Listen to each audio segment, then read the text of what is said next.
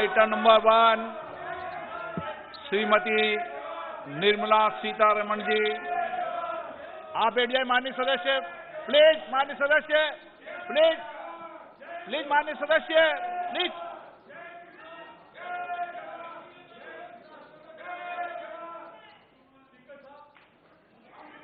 धन्यवाद जी। ऑनरेबल आपको बोलने का मौका दूंगा बजट के बाद, माननीय वित्त मंत्री जी। Honourable speaker, I present the budget for the year 2021-2022. As introduction, Honorable Speaker, the preparation of this budget was undertaken in circumstances like never before. We knew of calamities that have affected a country or a region within a country. But what we have endured with COVID-19 through 2020 is sui generis. When I presented the budget 2020-2021, we could not have imagined that the global economy, already in throes of a slowdown, would be pushed into an unprecedented contraction. We could not have also imagined then that our people, as those in other countries, would have to endure the loss of near and dear ones and suffer hardships brought about due to a health crisis. The risk of not having a lockdown was far too high. Within 48 hours of declaring a 3-week-long complete lockdown, the Prime Minister announced the Pradhan Mantri Garib Kalyan Yojana, valued at 2.76 lakh crores, that provided free food grain to 800 million people, free cooking gas for 80 million families for months, and cash directly to over 400 million farmers, women, elderly, the poor, and the needy. Even as a large section of citizens stayed home, milk, vegetables, fruit suppliers, health and sanitary workers, truck drivers, railways and public transport workers, bank employees, electricity workers, our annadatas, police, firemen and the armed forces all had to go about their work as normal, but with the additional anxiety of the virus hanging over them. We recognize this, and I think I speak on behalf of everybody in this august house when I express my heartfelt gratitude to these men and women for how they were able to carry out their work and duty to provide for the nation's basics over those crucial months. Speaker, sir, for public good, honorable members of parliament and members of legislative assemblies too offered their salaries. In May 2020, the government announced the Atmanirbhar Bharat package. To sustain the recovery further into the year, we also rolled out 2 more Atmanirbhar packages, 2 and 3. Total financial impact of all the Atmanirbhar Bharat packages, including measures taken by the RBI, was estimated to be about 27.1 lakh crores, which amounts to more than 13% of our GDP. As a government, we kept a watch on the situation and were proactive in our responses. The government, led by the Prime Minister, stretched its resources to deliver for most vulnerable sections of our society, the poorest of the poor, the Dalits, the tribals, the elderly, the migrant workers, and our children. The Pradhan Mantri Garib Kalyan Yojana, the 3 Atmanirbhar packages, and announcements made later were like 5 mini budgets in themselves. The Atmanirbhar packages accelerated our pace of structural reforms, redefinition of MSMEs, commercialization of the mining sector, agriculture and labor reforms, privatization of public sector undertakings, One Nation, One Ration card, production-linked incentive schemes are some of the notable reforms carried out during this period. Faceless income tax assessment, DBT, and financial inclusion are the others. Today, India has 2 vaccines available and has begun medically safeguarding not only her own citizens against COVID-19, but also those of 100 or more countries.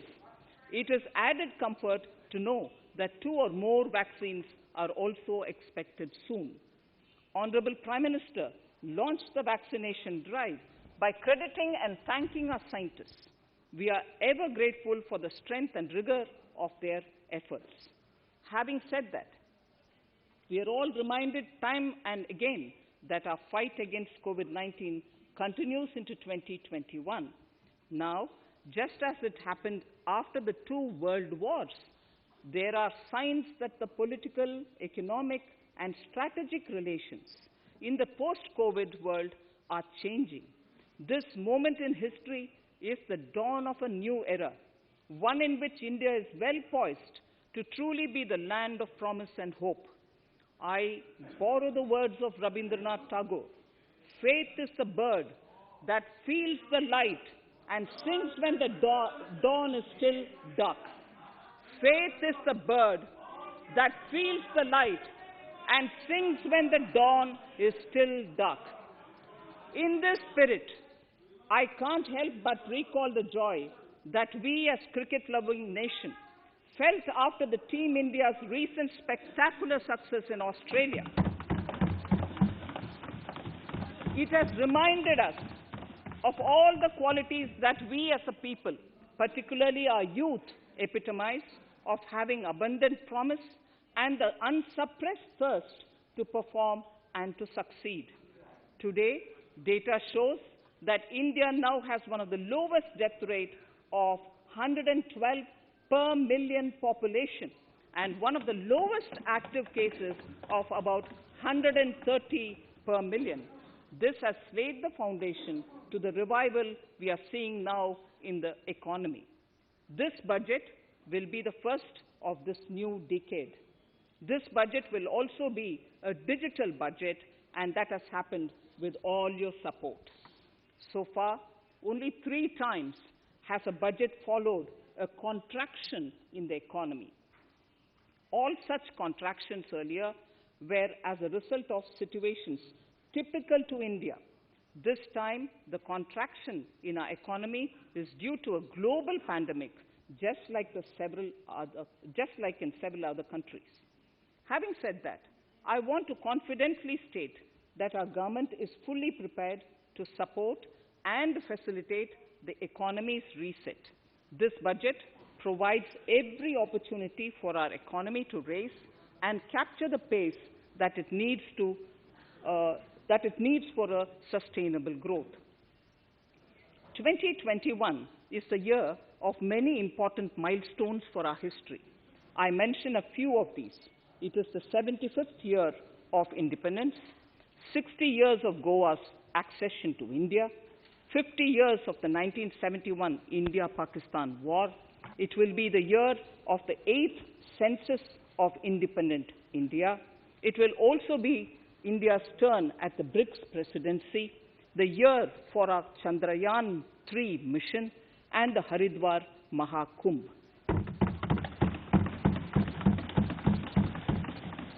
Honorable Speaker, before I commence Part A of the budget, I want to take a moment to acknowledge how isolating and distancing seemed like insurmountable challenges for a country like ours that has people coming together in times of crisis.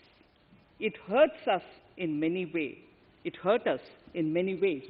I bow my head in respect to every citizen for the endurance shown in facing what was an undeniably a tough year for all our physical and mental well-being. Part A. In Part A, I wish to lay a vision for Atmanirbhar Bharat. Atmanirbhar Bharat or Atmanirbharta is not a new idea.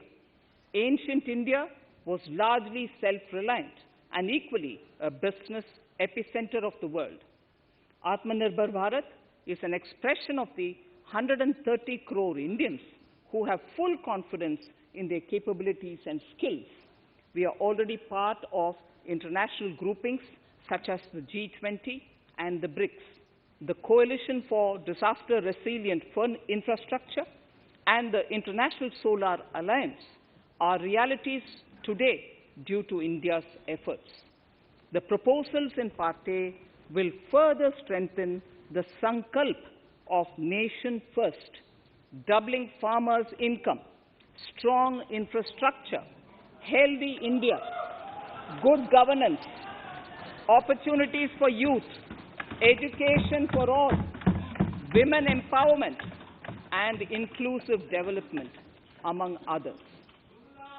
Additionally, also on the path to fast implementation are the 13 promises we had made in the budget of 2015-16, which were to materialize during the Amrit Mahotsav of 2022 on the 75th year of our independence.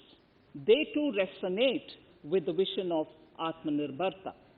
The budget proposals for 21-22 rest on 6 pillars: health and well-being, physical and financial capital and infrastructure, inclusive development for aspirational India, reinvigorating human capital, innovation and R&D, and a 6th, minimum government and maximum governance.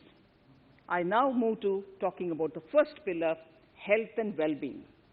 Even at the outset, I would like to say that the investment on health infrastructure in this budget has increased substantially. Progressively, as institutions absorb more, we shall commit more. Taking a holistic approach to health, we focus on strengthening 3 areas: preventive, curative, and well-being. Health systems. A new centrally sponsored scheme, PM Atmanirbhar Swasth Bharat Yojana, will be launched with an outlay of about 64,180 crores over 6 years. This will develop capacities of primary, secondary, and tertiary care health systems, strengthen existing national institutions, and create new institutions to cater to detection and cure of new and emerging diseases. This will be in addition to the National Health Mission. The main interventions under the scheme are support for over 17,000 rural and 11,000 urban health and wellness centers, setting up integrated public health labs in all districts, and 3,382 block public health units in 11 states, establishing critical care hospital blocks in 602 districts and 12 central institutions, strengthening of National Center for Disease Control, its 5 regional branches and 20 metropolitan health surveillance units, expansion of the integrated health information portal to all states and UTs to connect all public health labs, operationalization of 17 new public health units, and strengthening of 33 existing public health units at points of entry, that is, at 32 airports, 11 seaports, and 7 land crossings, setting up of 15 health emergency operations centers and 2 mobile hospitals, and setting up of a National Institution for One Health, a regional research platform for WHO, World Health Organization, Southeast Asia Region Office, 9 biosafety level 3 laboratories, and 4 regional national institutes for virology. Nutrition. To strengthen nutritional content, delivery, outreach, and outcome, we will merge the Supplementary Nutrition Program and the Poshan Abhiyan and launch the Mission Poshan 2.0. We shall adopt an intensified strategy to improve nutritional outcomes across 112 aspirational districts. Universal coverage of water supply. The World Health Organization has repeatedly stressed the importance of clean water, sanitation, and clean environment as a prerequisite to achieving universal health. The Jal Jeevan Mission Urban will be launched. It aims at universal water supply in all 4,378 urban local bodies with 2.86 crores household tap connections, as well as liquid waste management in 500 Amrit cities. It will be implemented over 5 years with an outlay of 2,87,000 crores.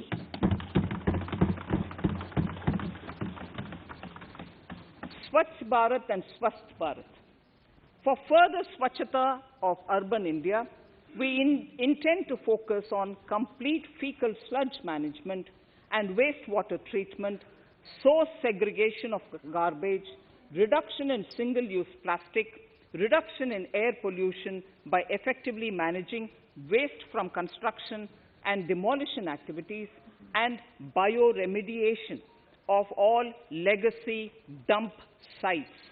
The Urban Swachh Bharat Mission 2.0 will be implemented with a total financial allocation of 1,41,678 crores over a period of 5 years from 2021.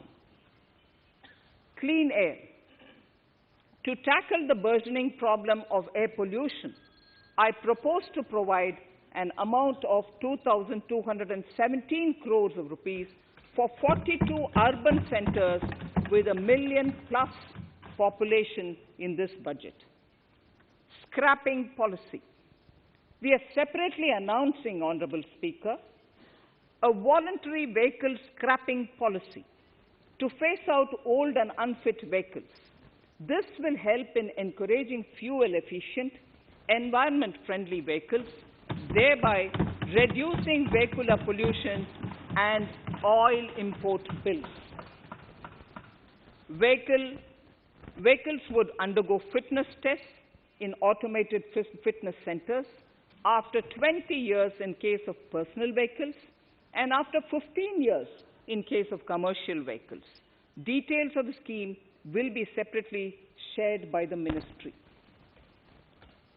Vaccines. The pneumococcal vaccine, a made-in-India product, is presently limited to only 5 states. It will be rolled out across the country. This will avert more than 50,000 child deaths annually. Honorable Speaker, I have provided 35,000 crores of rupees for COVID-19 vaccine in this year 21-22. I am committed to provide further funds if required. So the budget outlay for health and well-being is 2,23,846 crores in this BE 21-22, as against the BE of only 94,452 crores, and it marks an increase of 137%. The details of the same are at Annexure 1 of the speech. Honorable Speaker, I now move to the second pillar, physical and financial capital and infrastructure. Atmanirbhar Bharat, production-linked incentive schemes are things which I would like to place an emphasis. For a $5 trillion economy, our manufacturing sector has to grow in double digits on a sustained basis. Our manufacturing companies need to become an integral part of global supply chains, possess core competence and cutting-edge technology. To achieve all of the above, PLI schemes to create manufacturing global champions for an Atmanirbhar Bharat have been announced for 13 sectors. For this, the government has committed nearly 1.97 lakh crores over 5 years starting this financial year. This initiative will help bring scale and size in key sectors, create and nurture global champions, and provide jobs to our youth. Textiles. To enable the textile industry to become globally competitive, attract large investments, and boost employment generation, a scheme of mega investment textiles park will be launched in addition to the PLI schemes. This will create world-class infrastructure with plug-and-play facilities to create global champions in exports. 7 textile parks will be established over 3 years.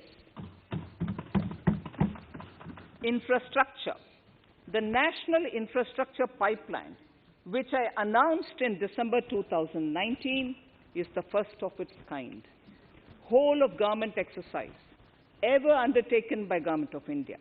The NIP was launched with 6,835 projects. The project pipeline has now expanded to 7,400 projects.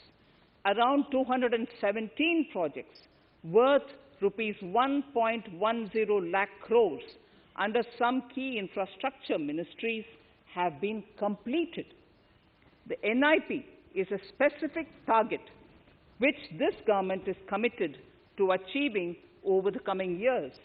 It will require major increase in funding from both the government and the financial sector. In this budget, I propose to take concrete steps to do this in 3 ways. Firstly, by creating the institutional structures. Secondly, by a big thrust on monetizing assets. And thirdly, by enhancing the share of capital expenditure in central and state budgets. Infrastructure needs long-term debt financing.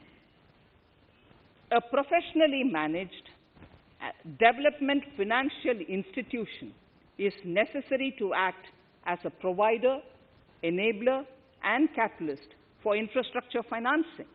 Accordingly, I shall introduce a bill to set up a development financial institution. I have provided a sum of 20,000 crore rupees to capitalize this institution. The ambition is to have a lending portfolio of at least 5 lakh crores for this DFI within 3 years' time. Debt financing of InvITs and rates by foreign portfolio investors will be enabled by making suitable amendments in the relevant legislations. This will further ease access of finance to InvITs and rates, thus augmenting funds for infrastructure and real estate sectors. Asset monetization. Monetizing operating public infrastructure. Monetizing operating public infrastructure assets is a very important financing option for new infrastructure construction. A national monetization pipeline of potential brownfield infrastructure assets will be launched. An asset monetization dashboard will also be created for tracking the progress and to provide visibility to investors. Some important measures in the direction of monetization are National Highways Authority of India and the PGCIL each have sponsored one InvIT that will attract international and institutional investors. 5 operational roads with an estimated enterprise value of 5,000 crores of rupees are being transferred to the NHAI InvIT. Similarly, transmission assets of value 7,000 crores will be transferred to the PGCIL InvIT. Railways will monetize dedicated freight corridor assets for operations and maintenance after commissioning. A next lot of airports will be monetized for operations and management concessions. Other core infrastructure assets that will be rolled out under the asset monetization programs are NHAI operational toll roads, 2 transmission assets of PGCL, 3 oil and gas pipelines of GAIL, Gas Authority of India Limited, IOCL and HPCL, airports, Authority of India airports in Tier 2 and 3 cities, other railway infrastructure assets, warehousing assets of CPSE, such as the Central Warehousing Corporation and NAFED, among others, and sports stadiums. Sharp increase in capital budget. In the BE 2020-21, we had provided for 4.12 lakh crores for capital expenditure. It was our effort that in spite of resource crunch, we should spend more on capital, and we are likely to end this year at around 4.39 lakh crores, which I have provided in the RE of 2020-2021.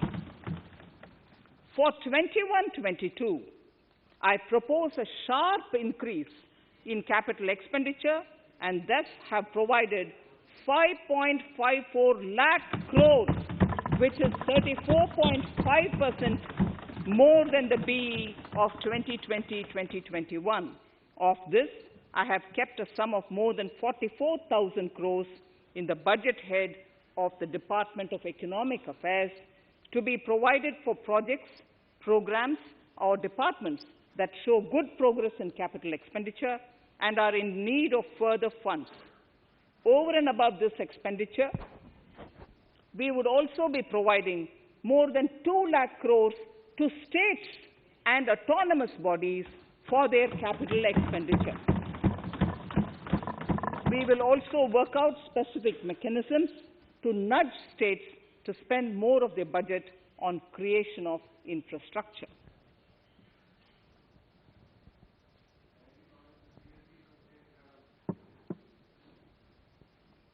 Roads and highways infrastructure.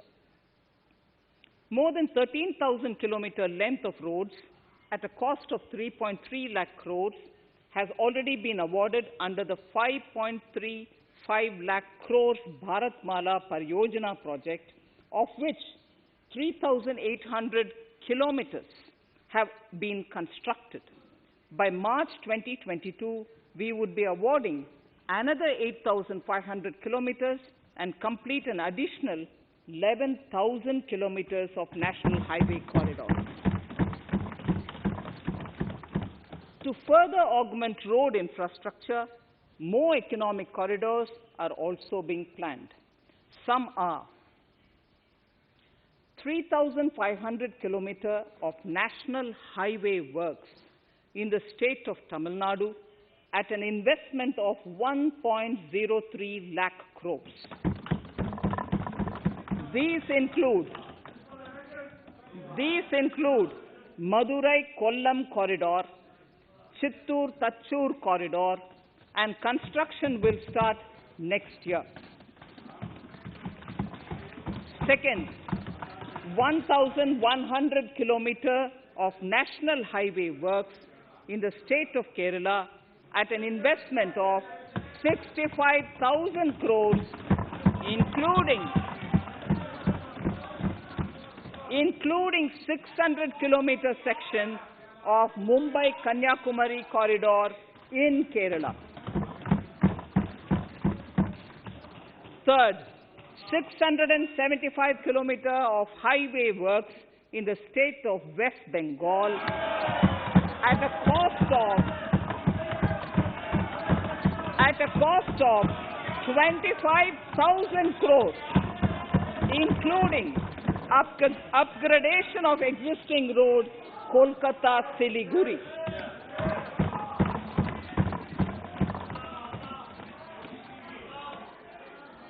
National highway works of around 19,000 crores are currently in progress in the state of Assam. Further works of more than 34,000 crores covering more than 1,300 kilometers of national highways will be undertaken in the state in the coming 3 years. Some of the flagship corridors and other important projects that would see considerable activity in 2021-22 are in Annexure 2 to my speech. I am also providing an enhanced outlay of 1,18,101 crores, 1,18,101 crores for Ministry of Road Transport and Highways, of which 1,08,230 crores is for capital, the highest ever provided. Railway infrastructure. Honorable Speaker, sir, Indian Railways have prepared a National Rail Plan for India 2030. The plan is to create a future-ready railway system by 2030. Bringing down the logistic costs for an industry is at the core of our strategy to enable Make in India. It is expected that Western Dedicated Freight Corridor and Eastern Dedicated Freight Corridor will be commissioned by June 2022. The following additional initiatives are also proposed.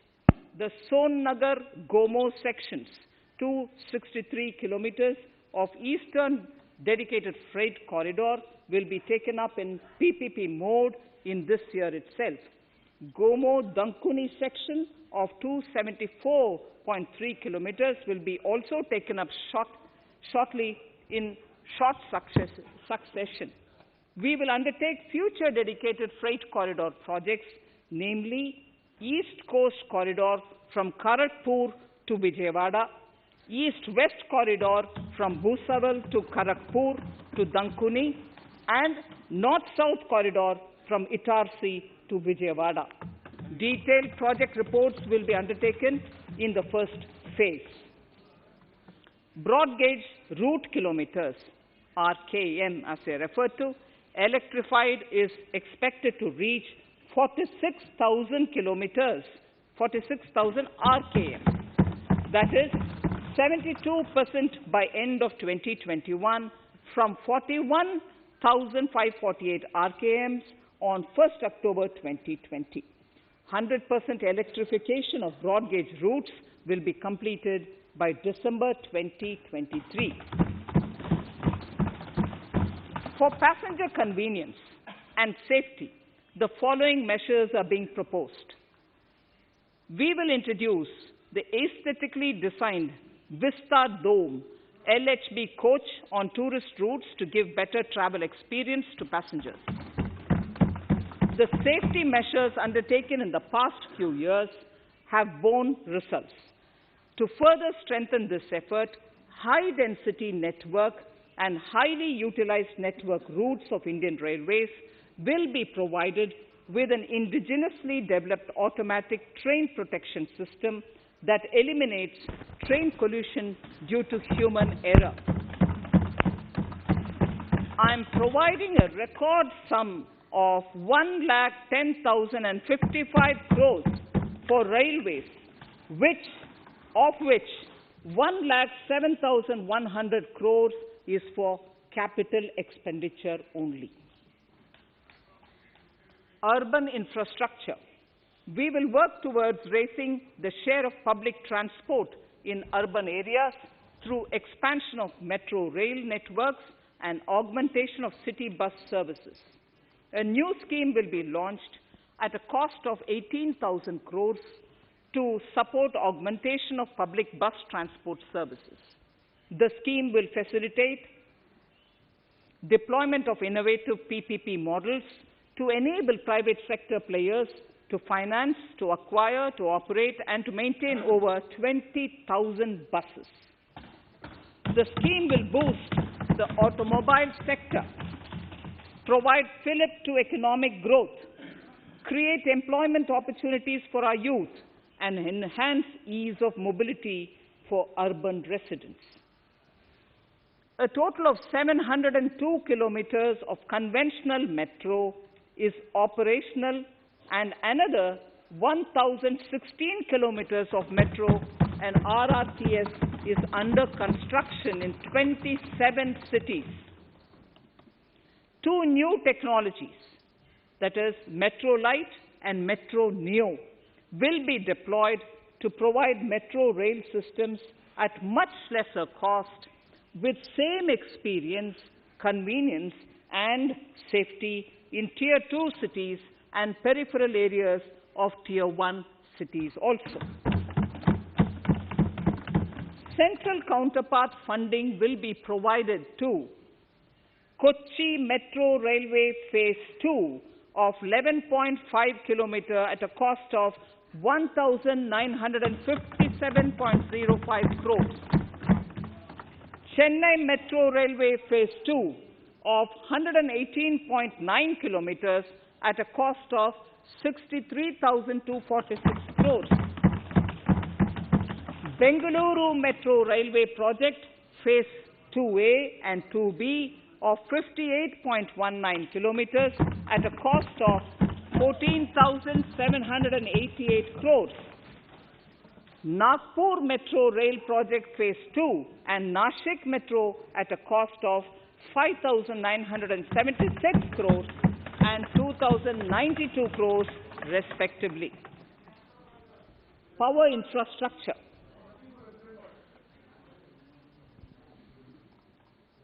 The past 6 years have seen a number of reforms and achievements in power sector. We have added 139 gigawatts of installed capacity, connected an additional 2.8 crore households, and added 1.41 lakh circuit kilometers of transmission lines. The distribution companies across the country are monopolies, either government or private. There is a need to provide choice to the consumers by promoting competition. A framework will be put in place to give consumers alternatives to choose from among more than one distribution companies. I read that sentence again.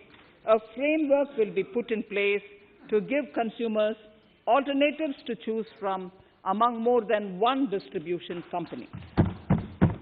The viability of distribution companies is a serious concern. A revamped, reforms-based, results-linked power distribution sector scheme will be launched with an outlay of 3,05,984 crores over 5 years. The scheme will provide assistance to DISCOMs for infrastructure creation, including prepaid smart metering, feeder separation, upgradation of systems, etc., tied to financial improvements.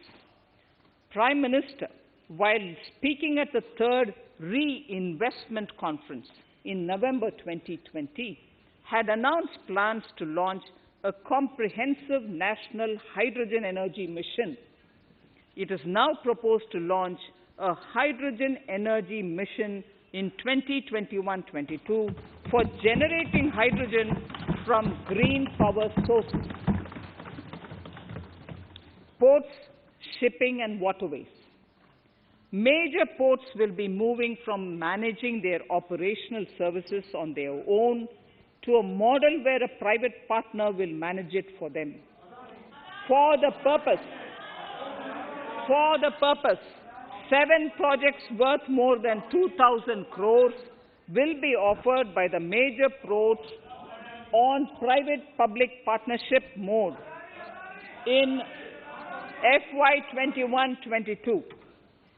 A scheme for promoting flagging of merchant ships in India will be launched by providing subsidy support to Indian shipping companies in global tenders floated by ministries and CPSCs.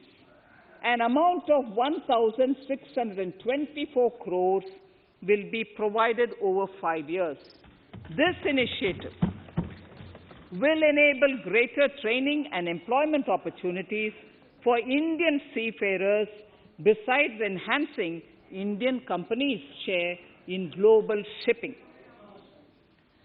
India has enacted Recycling of Ships Act in 2019 and acceded to the Hong Kong International Convention.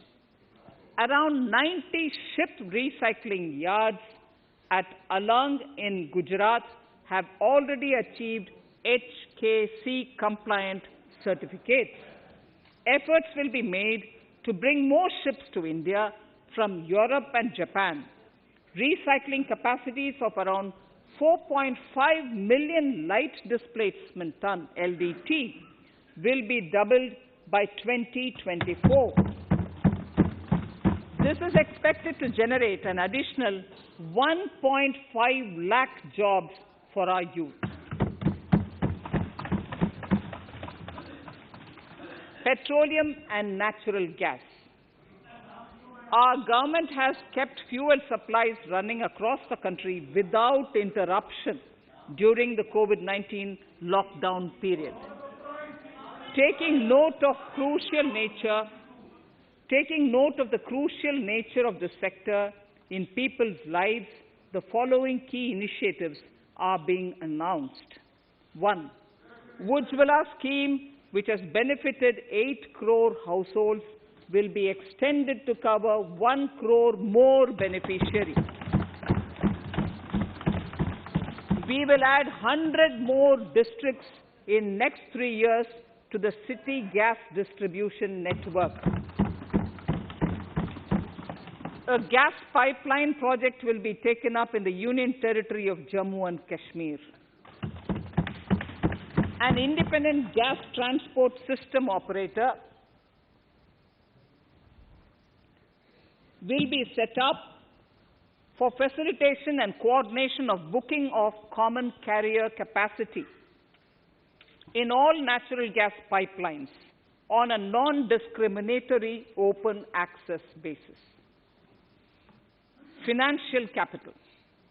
I propose to consolidate the provisions of the SEBI Act 1992, Depositories Act 1996, Securities Contracts Regulation Act 1956, and Government Securities Act 2007 into a rationalized single securities markets code. The government would support the development of a world-class fintech hub at the GIFT Ifsc. To instill confidence amongst the participants in corporate bond market during times of stress and to generally enhance secondary market liquidity, it is proposed to create a permanent institutional framework. The proposed body would purchase investment-grade debt securities both in the stressed and normal times and help in the development of the bond market.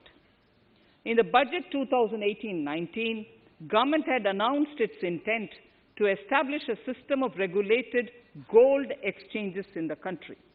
For the purpose, SEBI will be notified as the regulator, and Warehousing Development and Regulatory Authority will be strengthened to set up a commodity market ecosystem arrangement, including vaulting, assaying, logistics, etc., in addition to warehousing. Towards investor protection, I propose to introduce an investor charter as a right of all financial investors across all financial products. To give a further boost to the non-conventional energy sector, I propose to provide additional capital infusion of 1,000 crores to Solar Energy Corporation of India and 1,500 crores to Indian Renewable Energy Development Agency. I propose to amend the Insurance Act 1938 to increase the permissible FDI limit from 49% to 74% in insurance companies and allow foreign ownership and control with safeguards. Under the new structure, the majority of directors on the board and key management persons would be resident Indians, with at least 50% of directors being independent directors, and specified percentage of profits being retained as general reserve. Stressed asset resolution by setting up a new structure. The high level of provisioning by public sector banks of their stressed assets calls for a measure to clean up the bank books. An asset reconstruction company limited and asset management company would be set up to consolidate and take over the existing stressed debt and then manage and dispose of the assets to alternative investment funds and other potential investors for eventual value realization. Recapitalization of PSB. To further consolidate the financial capital capacity of PSBs, further recapitalization of 20,000 crores is proposed in 21-22. Deposit insurance. Last year, government had approved an increase in the deposit insurance cover from 1 lakh rupees to 5 lakhs for bank customers. I shall be moving amendments to DICGC Act 1961 in this session itself to streamline the provision so that if a bank is temporarily unable to fulfill its obligations, the depositors of such bank can get easy and time-bound access to their deposits to the extent of the deposit insurance cover. This would help depositors of banks that are currently under stress. To improve credit discipline, while continuing to protect the interests of small borrowers, for NBFCs with minimum asset size of 100 crores, the minimum loan size eligible for debt recovery under the Securitization and Reconstruction of Financial Assets and Enforcement of Security Interests, SARFAESI Act 2002, it is proposed to be reduced from the existing level of 50 lakhs to 20 lakhs. Company matters. The decriminalization of the procedural and technical compoundable offences under Companies Act 2013 is now complete. I now propose to take up decriminalization of the Limited Liability Partnerships Act 2008. Honourable Speaker, I propose to revise the definition under the Companies Act 2013 for small companies by increasing the threshold for paid-up capital from not exceeding 50 lakh to not exceeding 2 crores and turnover from not exceeding 2 crores to not exceeding 20 crores. This will benefit more than 2 lakh companies in easing their compliance requirements. As a further measure which directly benefits startups and innovators, I propose to incentivize the incorporation of one-person companies by allowing one-person companies to grow without any restriction on paid-up capital and turnover, allowing their conversion into any other type of company at any time, reducing the residency limit for an Indian citizen to set up an one-person company from 182 days to 120 days, and allow also non-resident Indians to incorporate OPCs in India. This will be a big boost for startups. To ensure faster resolution of cases, the NCLT framework will be strengthened, e-court system shall be implemented, and alternate methods of debt resolution and special framework for MSMEs shall be introduced. During the coming fiscal, we will be launching data analytics, artificial intelligence, machine learning driven MCA 2.1 version to MCA 21 version 3.0. MCA 21 version 3.0. This version 3.0 will have additional modules for e-scrutiny, e-adjudication, e-consultation, and compliance management. Disinvestment and strategic sale. In spite of COVID-19, we have kept working towards strategic disinvestment. A number of transactions, namely BPCL, Air India, Shipping Corporation of India, Container Corporation of India, IDBI Bank, Bharat Earth Movers Limited, Pawan Hans, Neelachal Ispat Nigam Limited, among others, would be completed in 21-22. Other than IDBI Bank, we propose to take up the 2 public sector banks and 1 general insurance company in the year 21-22. This would require legislative amendments, and I propose to introduce the amendments in this session itself. In 21-22, we would also bring the IPO of LIC, for which I am bringing the requisite amendments in this session itself. In the Atmanirbhar package, I had announced that we will come out with a policy of strategic disinvestment of public sector enterprises. I'm happy to inform the House that the government has the government has approved the said policy. The policy provides a clear roadmap for disinvestment in all non-strategic and strategic sectors. We have kept 4 areas that are strategic, where bare minimum CPSEs will be maintained and rest privatized. In the remaining sectors of all CPSEs will be privatized. The main highlights of the policy are mentioned in Annexure 3. To fast forward the disinvestment policy, I'm asking NITI to work out on the next list of center public sector companies that would be taken up for strategic disinvestment. To similarly incentivize states to take to disinvestment of their public sector companies, we will work out an incentive package of central funds to states. Idle assets will not contribute to Atmanirbhar Bharat.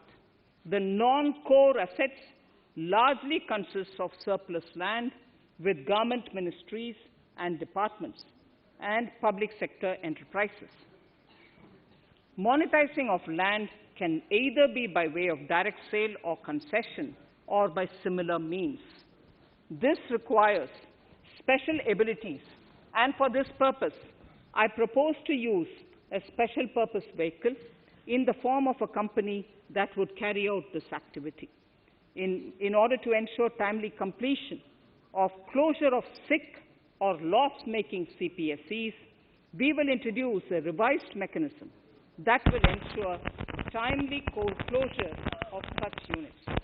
I have estimated 1,75,000 crores as receipts from disinvestment in BE 21-22.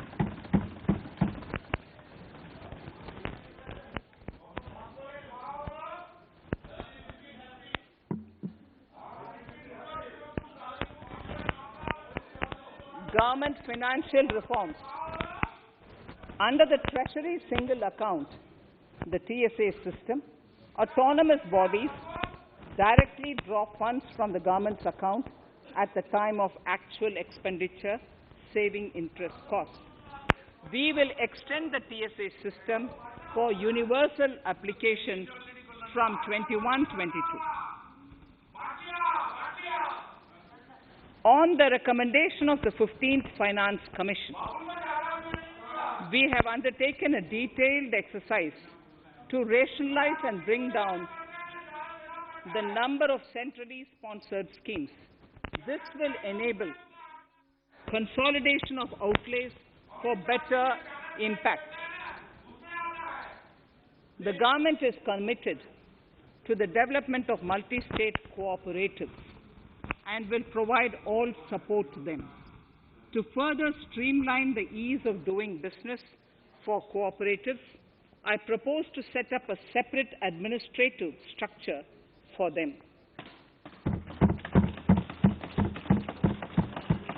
So the third pillar of Atmanirbhar Bharat, inclusive development for aspirational India.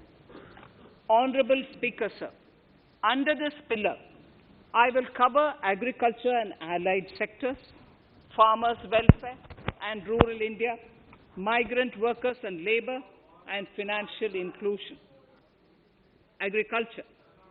Our government is committed to the welfare of farmers. The MSP regime has undergone a sea change to assure price that is at least 1.5 times the cost of production across all commodities.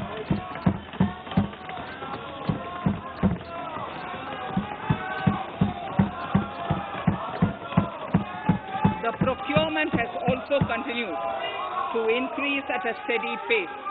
This has resulted in increase in payment to farmers substantially. In case of wheat, a total amount paid to farmers in 2013-14. Honorable Speaker, sir, the data that I give now is important for all honorable members to kindly hear. In case of wheat, the total amount paid to farmers in 2013-14 was 33,874 crores. In 2019-20, it was 62,802 crores. And even better, Honorable Speaker, in 2020-2021, this amount paid to farmers was 75,060 crores.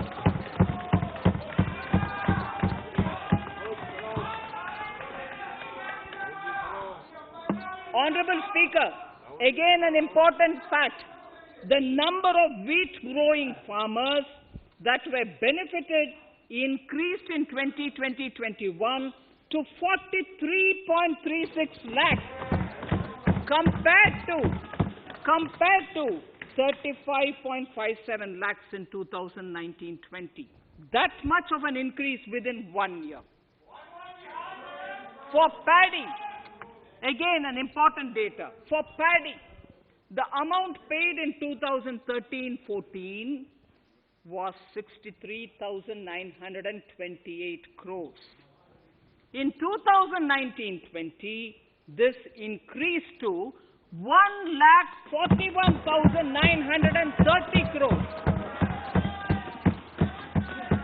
Even better, in 2020-2021,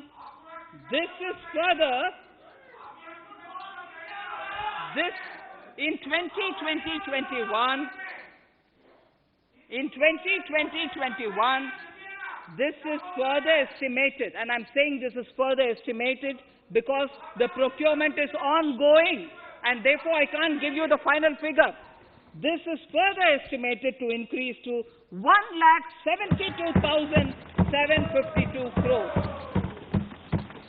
The number of farmers benefited increased from 1.24 crores in 2019-20 to 1.54 crores in 2020-21.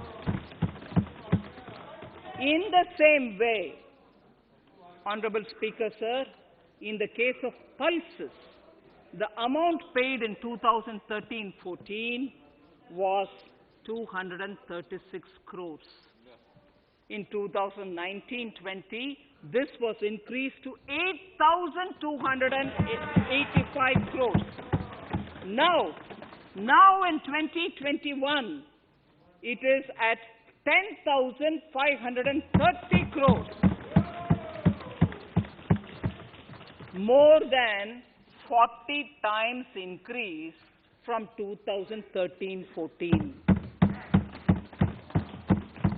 The receipts to cotton farmers have seen a stupendous increase from 90 crores in 2013-14 to 25,974 crores I'm giving you data as of 27th January 2021. This is bound to increase. From 90 crores for cotton farmers in 2013-14 to 25,974 crores in 2021. All the details in complete narration is available in Annexure 4 to my speech. Early this year, Honorable Prime Minister had launched the Swamitwa scheme. Under this, a record of rights is being given to property owners in villages. Up till now, about 1.80 lakh property owners in 1,241 villages have been provided cards. I propose during 21-22 to extend this to cover all states and union territories. To provide adequate credit to our farmers, I have enhanced the agricultural credit target to 16.5 lakh crores in this year. We will focus on ensuring increased credit flow to animal husbandry, Pashupalan, dairy, and to Matsyakar, to the fisheries. We are enhancing the allocation to the Rural Infrastructure Development Fund from 30,000 crores to 40,000 crores. The Micro Irrigation Fund, with a corpus of 5,000 crores, has been created under NABARD. I propose to double it by augmenting it by another 5,000 crores. To boost value addition in agriculture and allied products and their exports, the scope of Operation Green Scheme, that is presently applicable to only tomatoes, onions, and potatoes, will be enlarged to include 22 perishable crops. Around 1.68 lakh crore farmers, around 1.68 crore farmers are registered, and 1.14 lakh crores of rupees trade value has been carried out through e-NAMs, the National Agricultural Market. Keeping in view the transparency and the competitiveness that e-NAM has brought into the agricultural market, 1,000 more mandis will be integrated with e-NAM.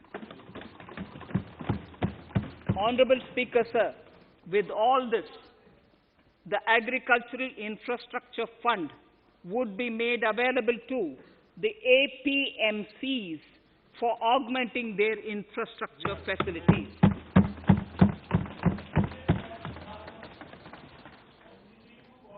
Fisheries. I am proposing substantial investments in the development of modern fishing harbors and fish landing centers.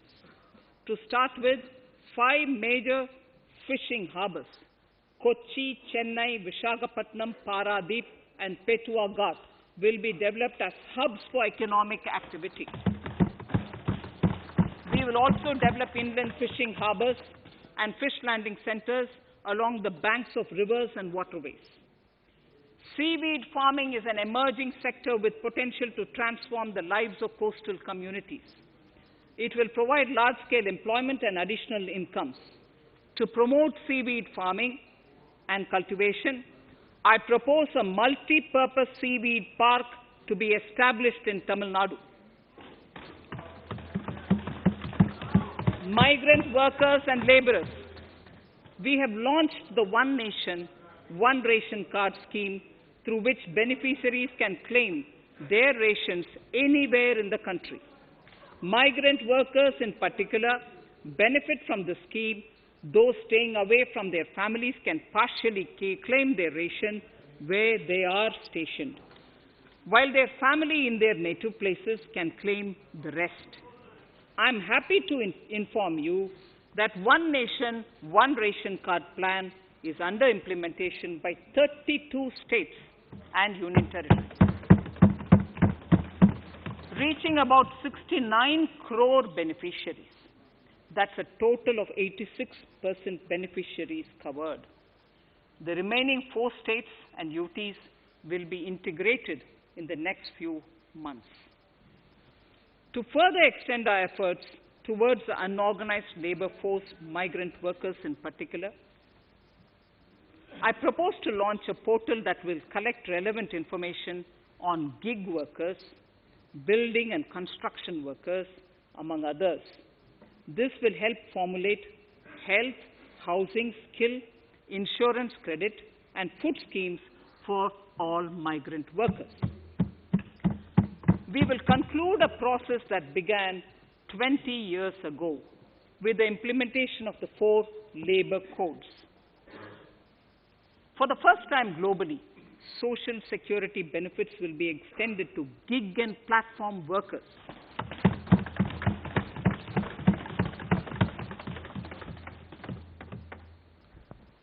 Minimum wages will apply to all categories of workers, and they will all be covered by the Employees State Insurance Corporation. Women will be allowed to work in all categories and also in the night shifts with adequate protection. At the same time, compliance burden on employers will be reduced with a single registration and licensing and online returns. Financial inclusion. To further facilitate credit flow under the scheme of Stand Up India for the scheduled castes and scheduled tribes and also women, I propose to reduce the margin money requirement from 25% to 15% only,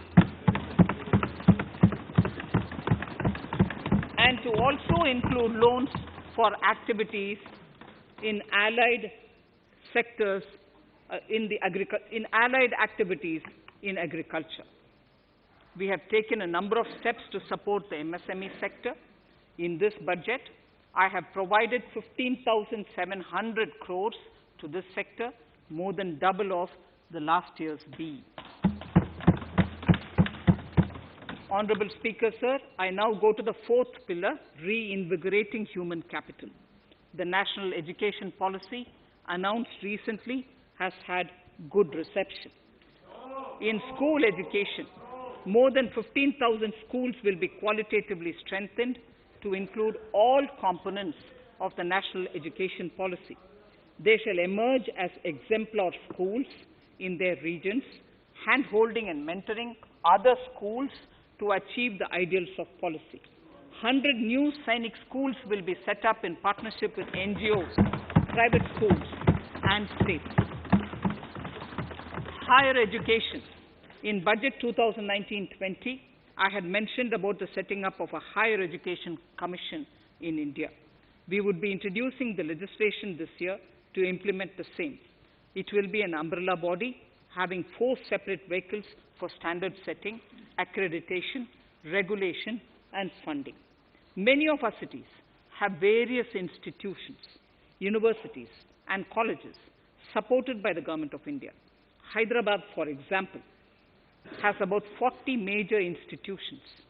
In 9 such cities, we will create a formal umbrella structure so that these institutions can have better synergy while also retaining their internal autonomy. A glue grant will be set aside for this purpose. For accessible higher education in Ladakh, I propose to set up a central university in Leh.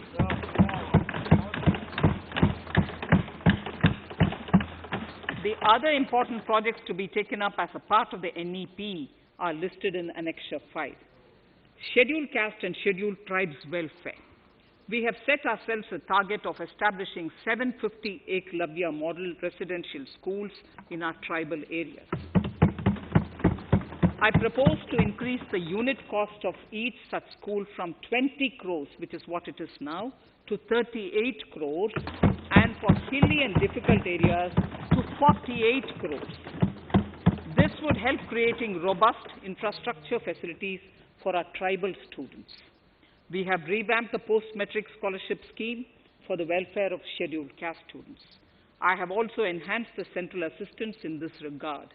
We are allotting 35,219 crores for 6 years till 25-26 to benefit 4 crores scheduled caste students. Skilling. In 2016, we had launched the National Apprenticeship Promotion Scheme. The government proposes to amend the Apprenticeship Act with a view to further enhancing apprenticeship opportunities for our youth. We will realign the existing scheme of National Apprenticeship Training Scheme for providing post-education apprenticeship training of graduates and diploma holders in engineering. Over 3,000 crores will be provided for this purpose. An initiative is underway, Honorable Speaker, in partnership with the United Arab Emirates to benchmark skill qualifications, assessment and certification, accompanied by the deployment of certified workforce. We also have a collaborative intertraining program between India and Japan to facilitate transfer of Japanese industrial and vocational skills, techniques, and knowledge. We will take forward this initiative with many more countries also.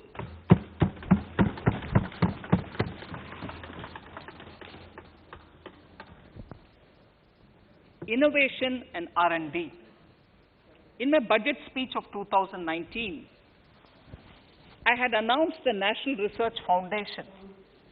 We have now worked out the modalities, and the NRF outlay will be of 50,000 crores over 5 years.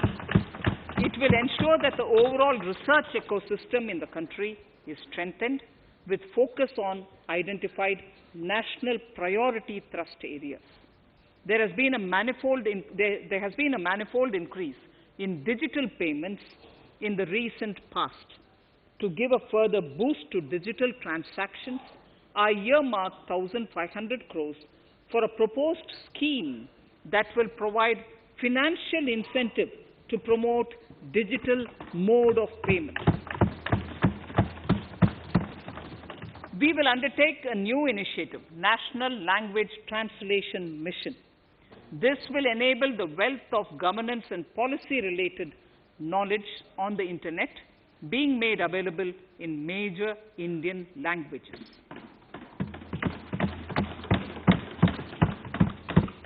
The new Space India Limited, a PSU, under the Department of Space, will execute the PSLV CS-51 launch, carrying the Amazonia satellite from Brazil, along with a few smaller Indian satellites. As part of the Gaganyaan mission activities, 4 Indian astronauts are being trained on generic spaceflight aspects in Russia. The first unmanned launch is slated for December 2021.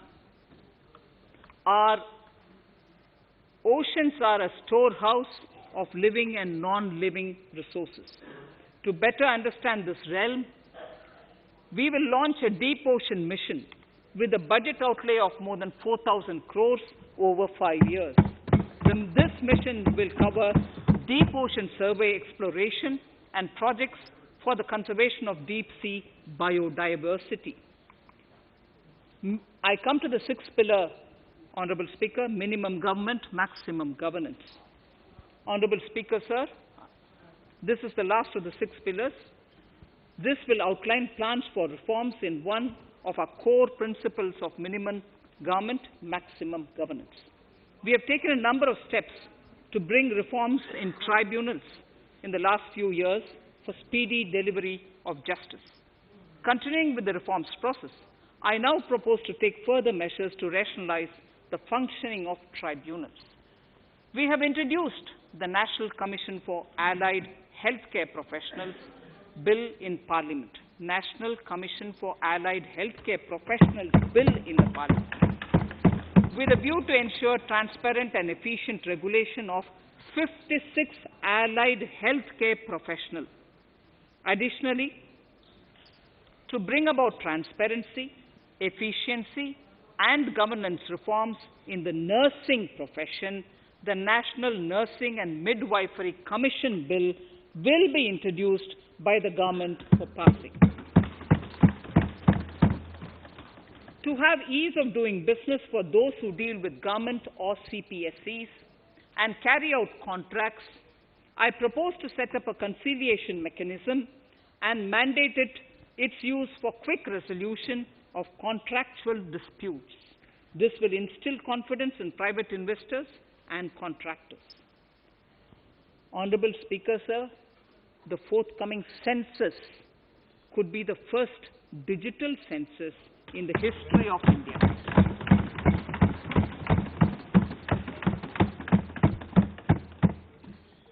For this monumental milestone-marking task, I have allocated 3,768 crores in this year, 21-22. Honorable Speaker, Goa is celebrating the Diamond Jubilee year of the state's liberation from Portuguese rule. From the Government of India's side, I propose to grant 300 crores to the Government of Goa for the celebration. I propose to provide 1,000 crores for the welfare of tea workers, especially women and children in Assam and West Bengal. A special scheme will be devised for the same.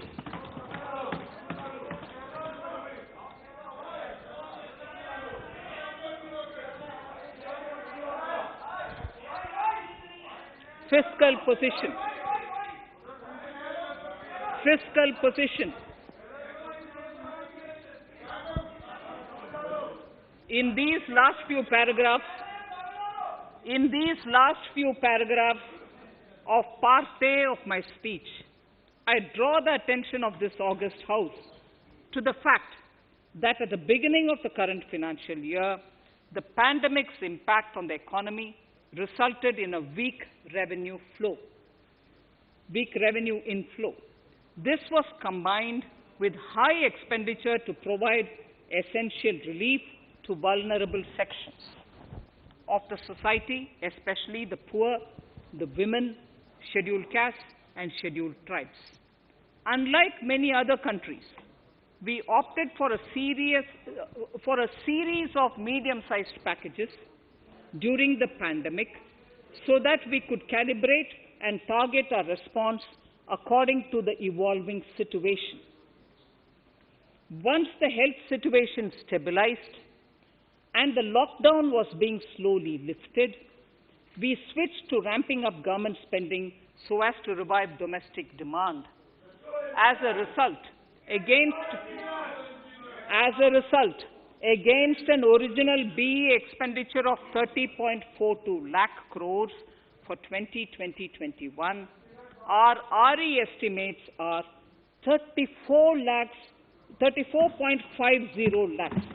30.42 now within the year going up to 34.5 lakh crores. We have maintained quality of expenditure. The capital expenditure estimated in the RE is 4.39 lakh crores as against 4.12 lakh crores in the BE stage. So the beginning of the year, we had marked only 4.12 lakh, whereas it is 4.39 lakh crores as we end the year. Fiscal deficit in RE 2020-2021 is pegged at 9.5% of the GDP. Fiscal deficit in RE 2020-2021 is pegged at 9.5% of GDP. We have funded this through government borrowings, multilateral borrowings, small saving funds, and short-term borrowings. We would need another 80,000 crores, for which we would be approaching the market in these 2 months. We would be needing another 80,000 crores, for which we would be approaching the markets in these 2 months.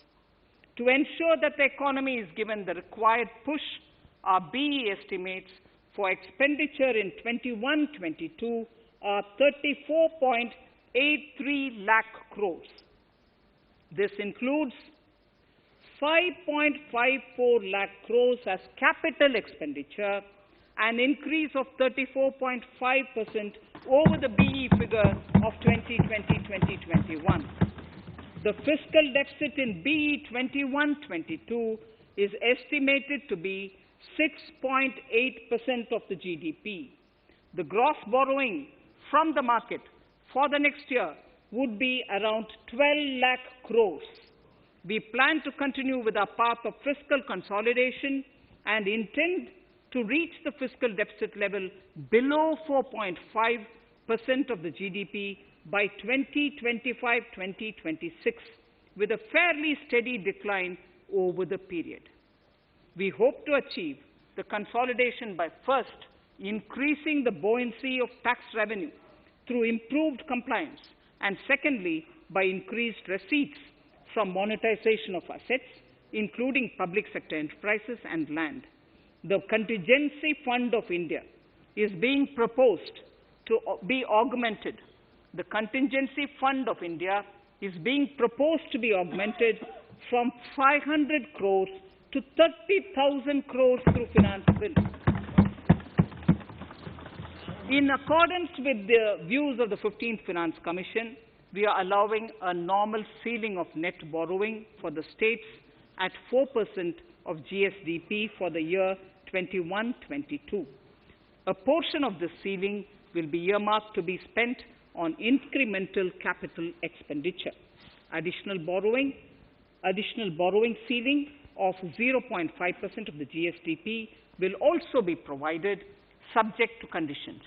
States will be expected to reach a fiscal deficit of 3% of GSDP by 2023-24, as recommended by the 15th Finance Commission. In the July 2019-20 budget, I introduced the Statement 27 on extra budgetary resources. It disclosed the borrowings of the government agencies that went towards funding Government of India schemes and whose repayment burden was on the government. In my 2020-21 budget, I enhanced the scope and coverage of that statement by including the loans provided by government to the FCI, the Food Corporation of India. Taking a step further in this direction, I propose to discontinue the NSSF loan to FCI for food subsidy, and accordingly, budget provisions have been made in RE 2020-21 and in the BE 2021-22. The extra budgetary resource details are at Annexure 6. We know that the FRBM Act mandates fiscal deficit of 3% of GDP to be achieved by 31st March 2020-2021. The effect of this year's unforeseen and unprecedented circumstances has necessitated the submission of a deviation statement under Sections 4 of Subclause 5 and Section 7, Subclause 3b of the FRBM Act, which I am laying on the table of the House as part of the FRBM documents.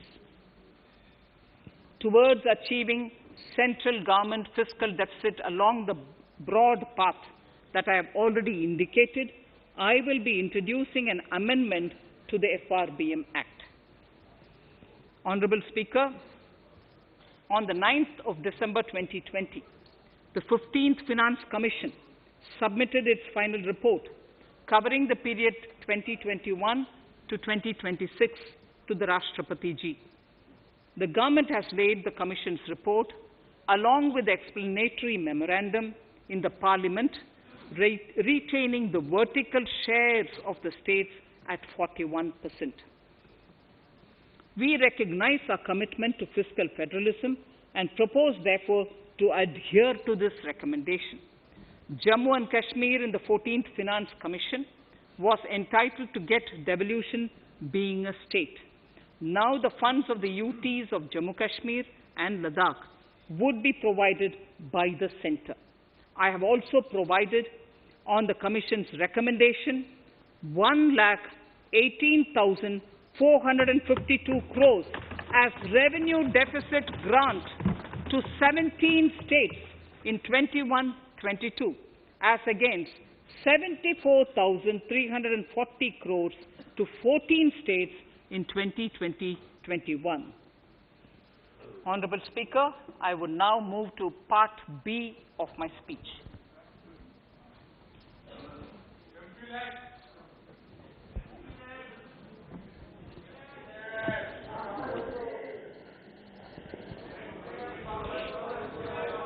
Honorable Speaker, the world is facing a serious challenge of the pandemic and its aftershock. In these trying times, when many economies are struggling to revive, our people and our industry have exhibited remarkable resilience.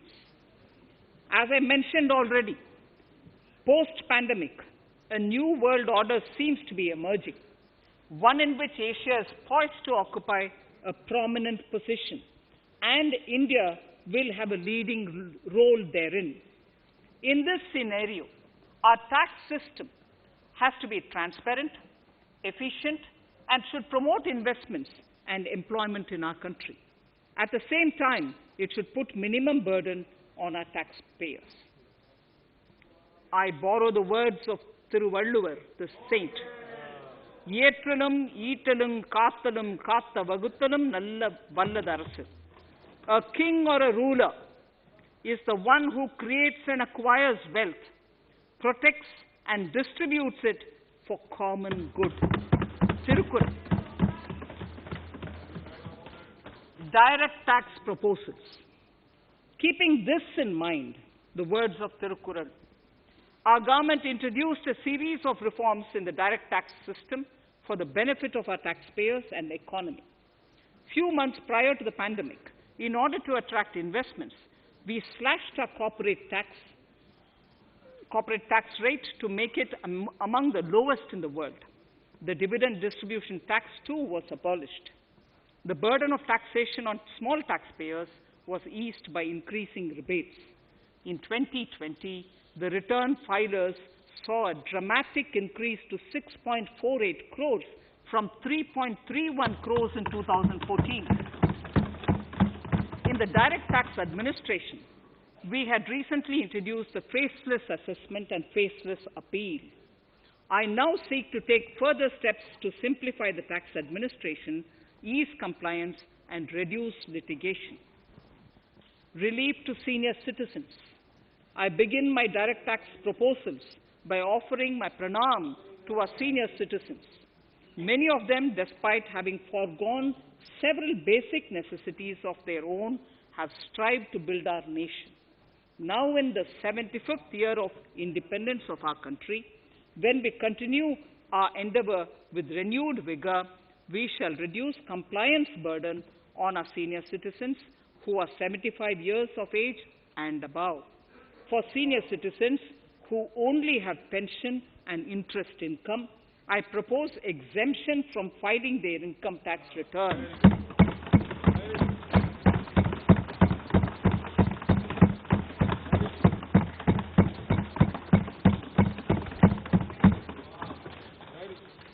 The paying bank will deduct the necessary tax on their income.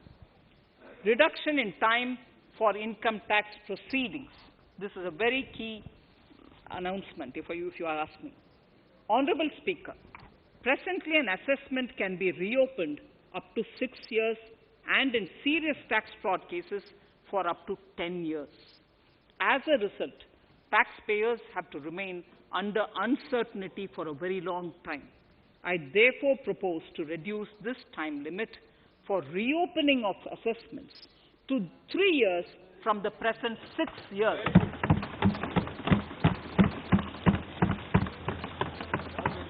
In serious tax evasion cases too, only where there is evidence of concealment of income of 50 lakh or more in a year. In serious tax evasion cases too, only where there is evidence of concealment of income of 50 lakh or more in a year can the assessment be reopened up to 10 years. Even this reopening can be done only after the approval of the Principal Chief Commissioner, the highest level of Income Tax Department. Setting up the Dispute Resolution Committee. Honorable Speaker, It has been the resolve of this government to reduce litigation, which mars the present taxation system. The government came out with the Direct Taxation Vivad Se Vishwas scheme to give taxpayers an opportunity to settle long-pending disputes and be relieved to further strain on their time and resources. The response from taxpayers has been the best ever, as over 110,000 taxpayers have already opted to settle tax disputes of over 85,000 crores under the scheme. To further reduce litigation for small taxpayers, I propose to constitute a dispute resolution committee for them, which will be faceless to ensure efficiency, transparency and accountability. Anyone with a taxable income up to 50 lakh and disputed income up to 10 lakh shall be eligible to approach the committee. Faceless IT-AT. For ease of compliance and to reduce discretion, we are committed to make the taxation processes faceless. The government has already introduced faceless assessment and appeal this year. The next level of income tax appeal is the Income Tax Appellate Tribunal. I now propose to make this tribunal faceless. We shall establish a national faceless Income Tax Appellate Tribunal Center. All communication between the tribunal and the appellant shall be electronic. Where personal hearing is needed, it shall be done through video conferencing. Relaxations to NRI. When non-resident Indians return to India, they have issues with respect to their accrued incomes in their foreign retirement accounts. This is usually due to mismatch in taxation period. They also face difficulties in getting credit for Indian taxes in foreign jurisdictions. I propose to notify rules for removing their hardship of double taxation. Exemption from audit. Currently, if your turnover exceeds 1 crore, you have to get your accounts audited.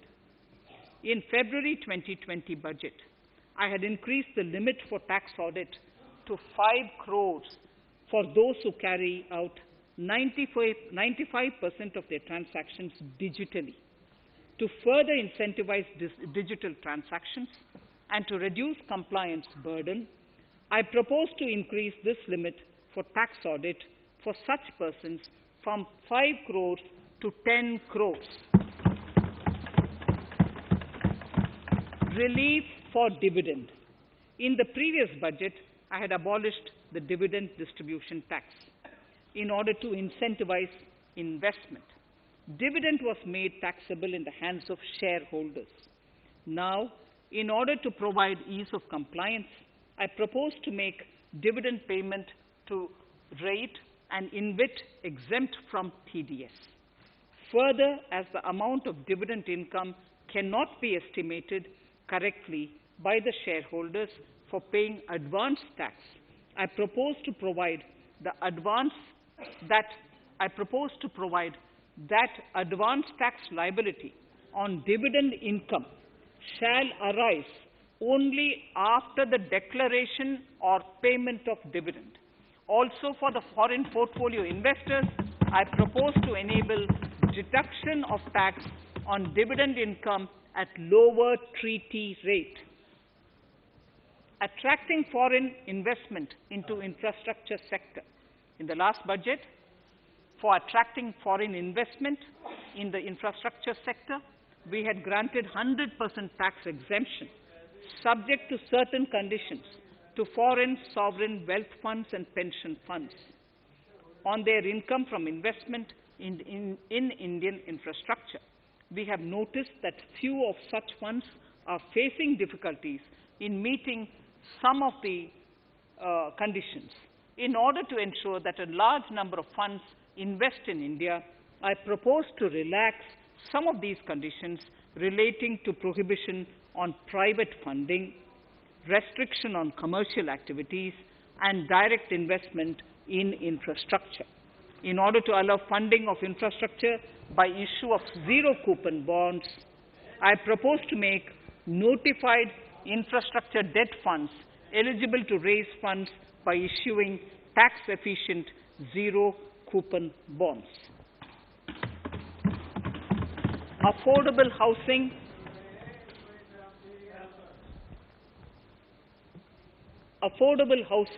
and rental housing.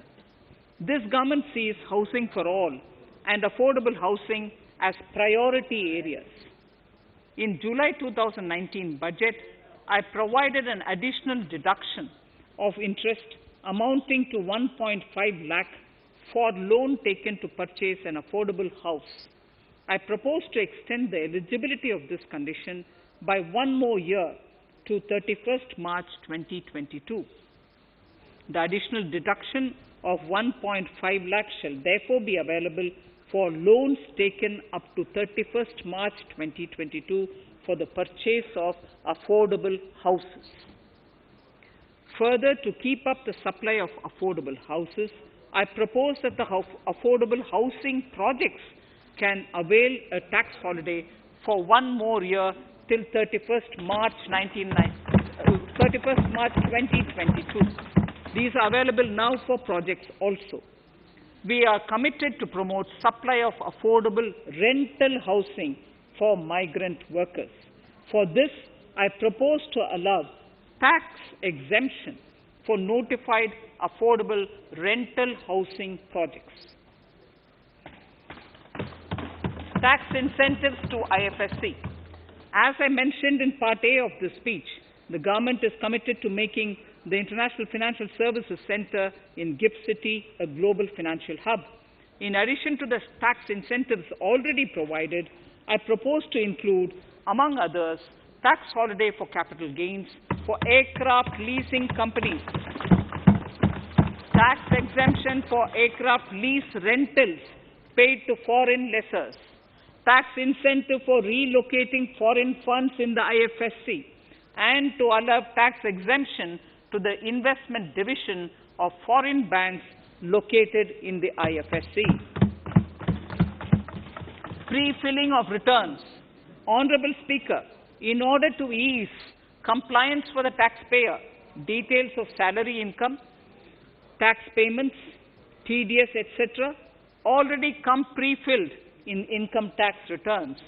To further ease filing of returns, details of capital gains from listed securities, dividend income, and interest from banks, post office, etc., will also be now pre-filled.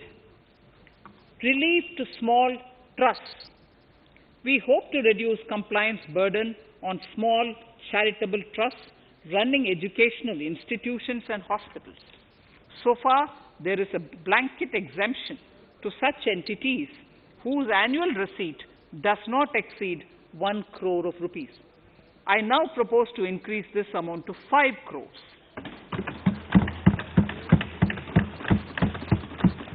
Labor welfare. We have noticed that some employers deduct the contribution of employees toward provident funds, superannuation funds, and other social security funds, but do not deposit these contributions within the specified time. For these employees, this means a loss of interest or income.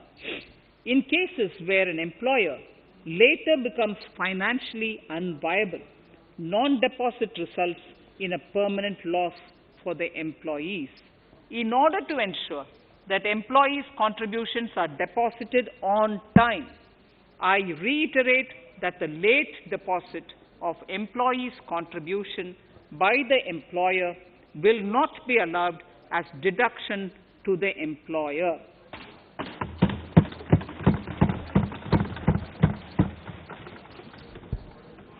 Incentives for startups. In order to incentivize startups in the country, I propose to extend the eligibility for claiming tax holiday for startups by one more year, till 31st March 2022. Further, in order to incentivize funding for the startups, I propose to extend the capital gains exemption for investment in startups by one more year till 31st March 2022. Sir, I now come to indirect tax proposals, GST. Before I come to my indirect tax proposals, I would like to appraise the House on GST. The GST is now 4 years old, and we have taken several measures to further simplify it. Some of the measures include nil return through SMS, quarterly return and monthly payment for small taxpayers, electronic invoice system, validated input tax statements, pre-filled editable GST return, and staggering of returns filing. The capacity of GST and system has also been enhanced. We have also deployed deep analytics and artificial intelligence to identify tax evaders and fake billers and launched special drives against them. The results speak for themselves. We have made record collections in the last few months. The GST Council has painstakingly thrashed out thorny issues. As chairperson to the Council, I want to assure this House that we shall take every possible measure to smoothen the GST further and to remove anomalies such as inverted duty structure. Custom duty rationalization. Our custom duty policy should have the twin objective of promoting domestic manufacturing and helping India get on to global value chain and export better. The thrust now has to be on easy access to raw materials and exports of value-added products. Towards this, last year, we started overhauling the customs duty structure, eliminating 80 outdated exemptions. I also thank everyone who responded overwhelmingly to a crowdsourcing call for suggestions on this revamp. I now propose to review more than 400 old exemptions this year. I repeat, I now propose to review more than 400 old exemptions this year. We will conduct this through extensive consultations, and from 1st October 2021, we will put in place a revised customs duty structure free of distortions. I also propose that any new customs duty exemptions, therefore, henceforth will have validity up to 31st March, following 2 years from the date of the issue. Electronic and mobile phone industry. Domestic electronic manufacturing has grown rapidly. We are now exporting items like mobiles and chargers. For greater domestic value addition, we are withdrawing a few exemptions on part of chargers and sub-parts of mobiles.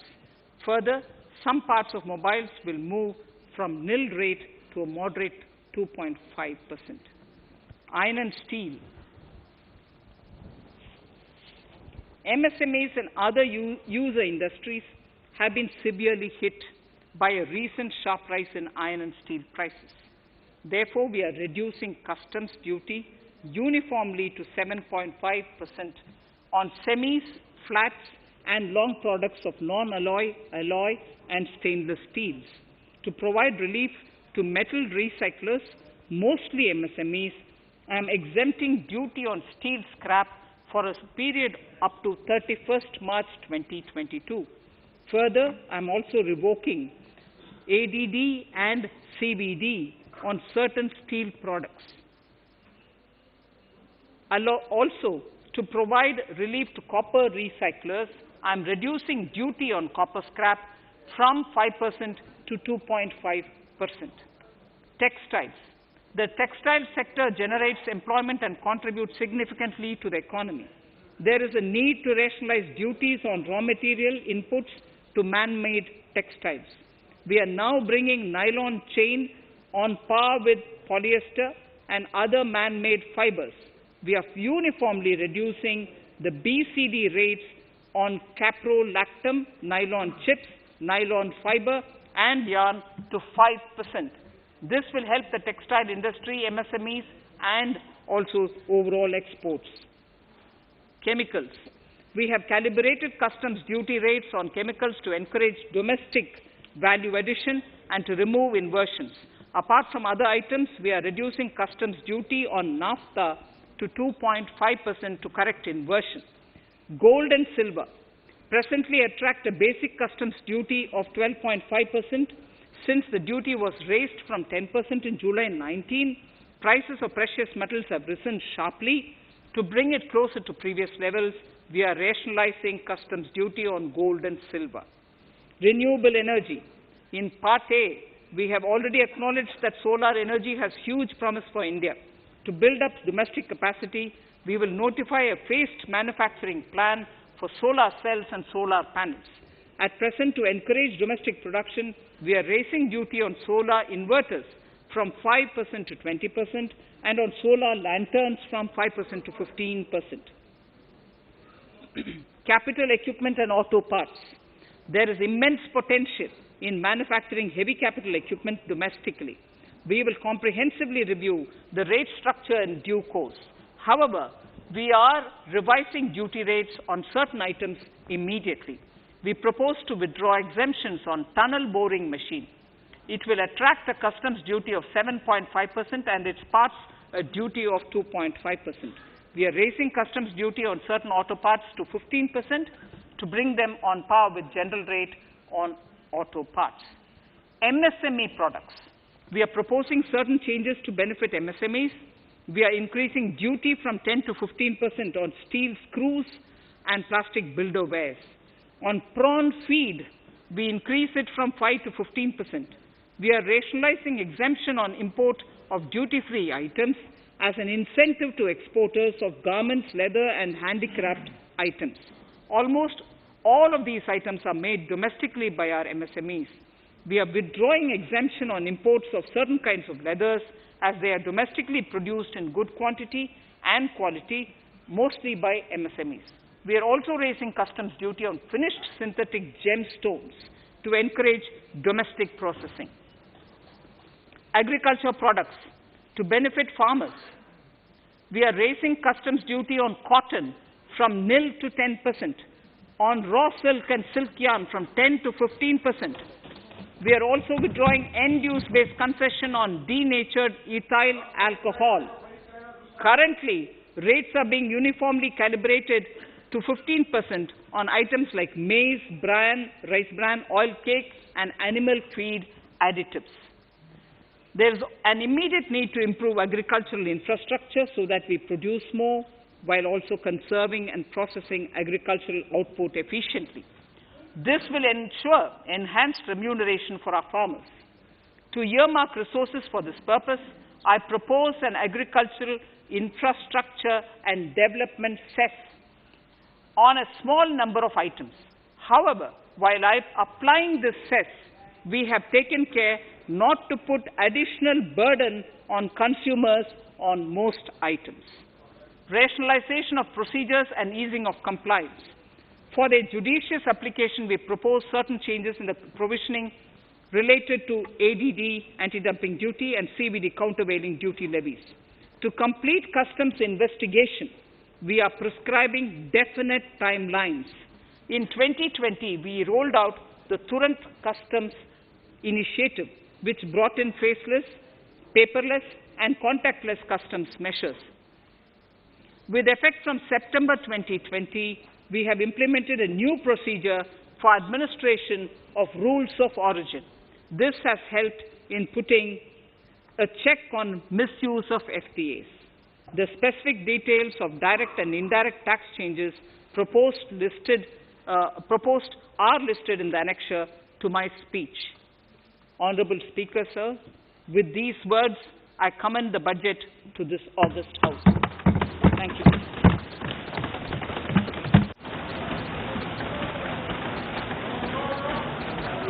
Item number 1. Mani Mantri ji, item number 1. Sorry, I don't have it with me.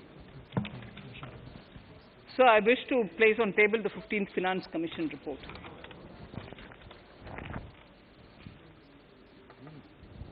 Item number 3. Mani Mantri ji.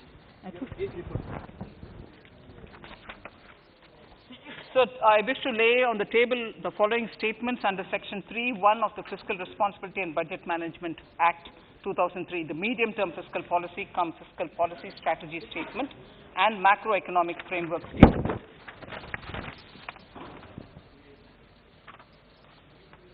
Item number 4. So I wish to seek your permission to move for leave to introduce the Finance Bill 2021. प्रश्न ये कि विधेयक को पुनर्स्थापित करने की अनुमति प्रदान की जाए।